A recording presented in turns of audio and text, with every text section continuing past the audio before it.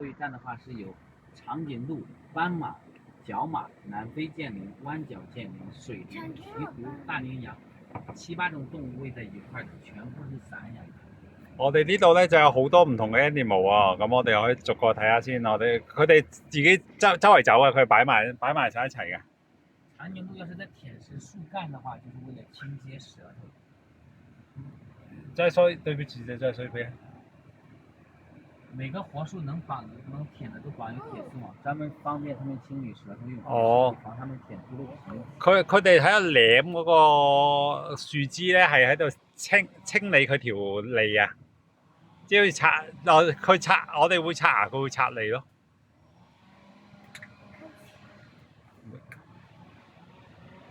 看能往前一點，他想看這一隻，太近他看不了。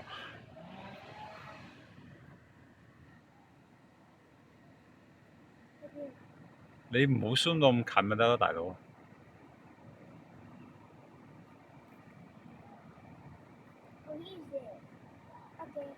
好，謝謝。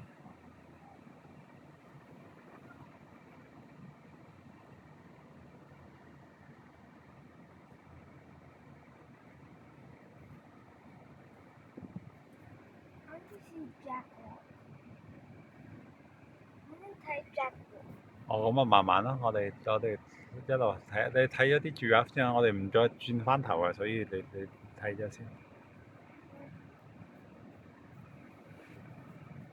你係咪呢度睇呢個 OK 啊？啊，好 OK。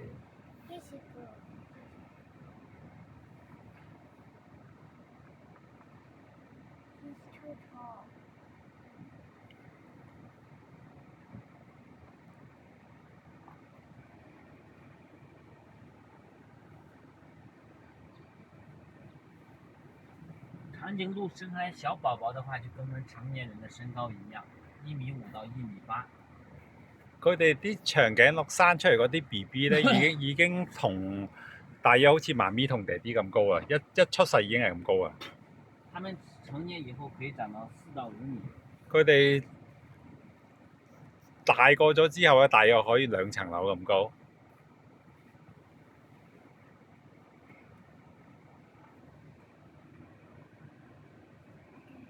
好，謝謝。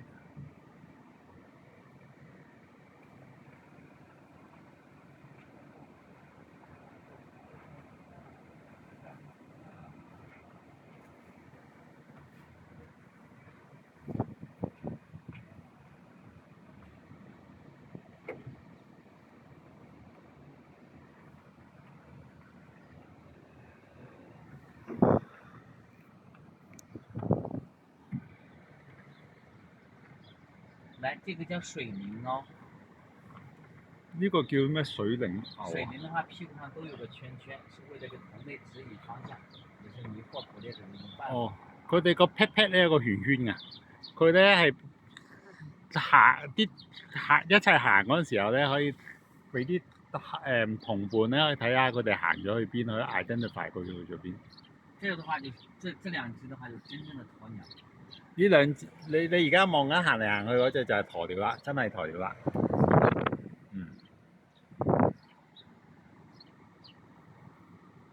謝謝。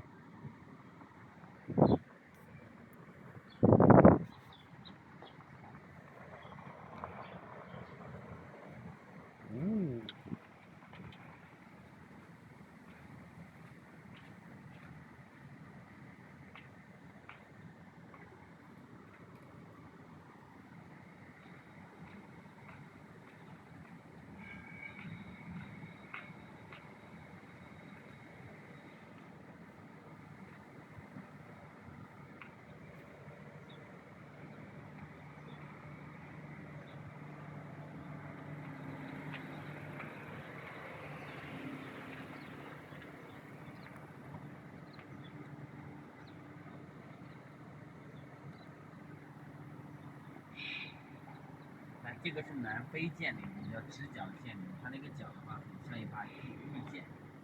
佢哋呢隻叫南非唔知乜鬼，佢個隻腳趾好特別㗎，好似隻劍咁樣啊！係啊，嗰隻邊個？住啊！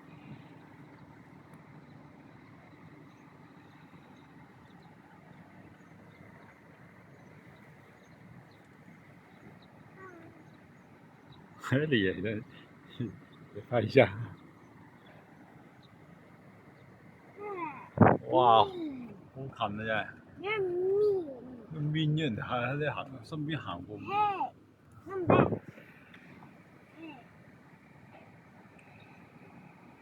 誒，過嚟揾你。喂，你唔好啊！等陣佢當你隻手嚟食嘛。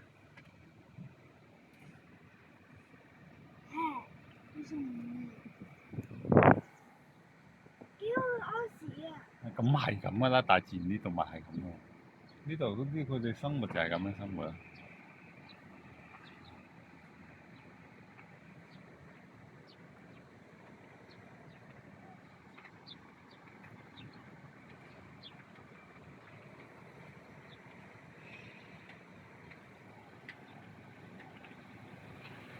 他們兩個在做什麼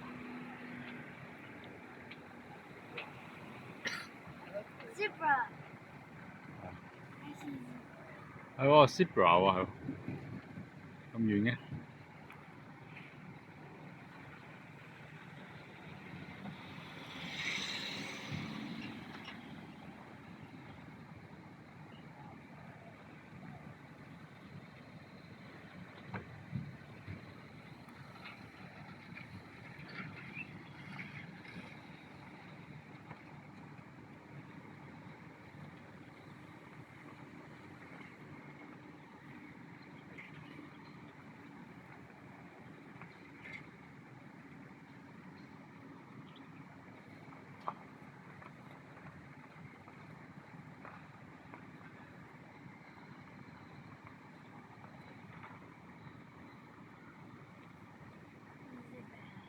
嗯。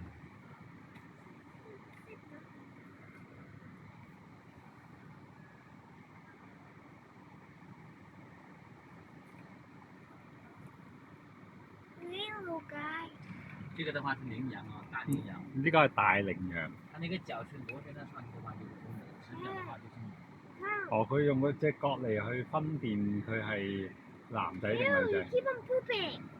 咁㗎。He pooped a lot. 係啊。Very good. Oh, I see zebra. 係啊，係喎。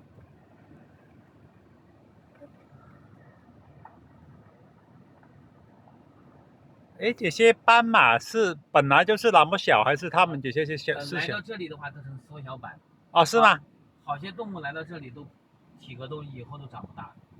哦。动物园饲养的动物的话，跟那个野外的動物的話，還是有體格差別好大的。哦，動物園養嗰啲動物咧，好多咧都係比起 wildlife 嘅咧，都係細隻嘅。可能我哋提供唔到，真係好似人哋嗰個。的話就是角馬，角馬在非洲大自然遷徙的話，都屬於不太聰明的動物。哦，呢個叫角馬，呢啲喺非洲咧，因為啲地方唔適合啲動物住咧，佢哋喺會周圍搬屋㗎。咁佢呢啲屬於比較蠢啲嗰啲。假如有獅子獵豹追逐的時候，前面是懸崖，只有一個跳下來，大家會都跟着跳來，這個腦子不太好使。哦，佢哋呢啲咧好蠢嘅，即係如果前面有個懸崖咧，有隻跌咗落去咧，跟住其他咧就唔用腦咁樣跟住佢跌落去咁樣。香炒股票啦先。哦。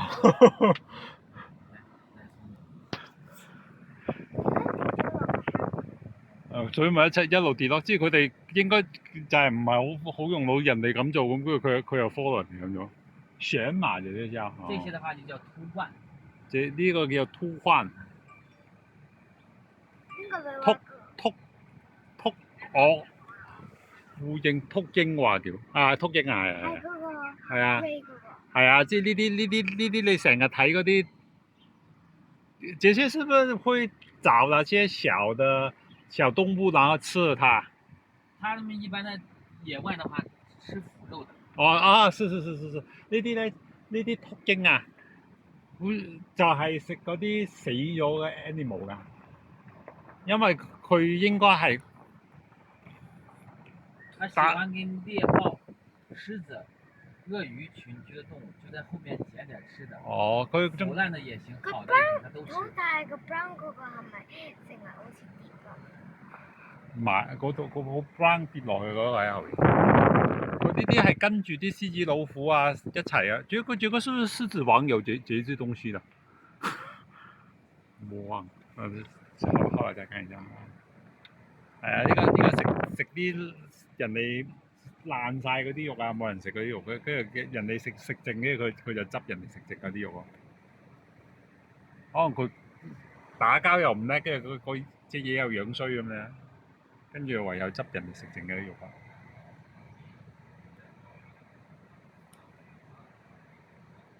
啊！你睇下嗰度幾靚，啲紅鶴喺度飛嚟飛去。今次偏啊！係啊。偏啊！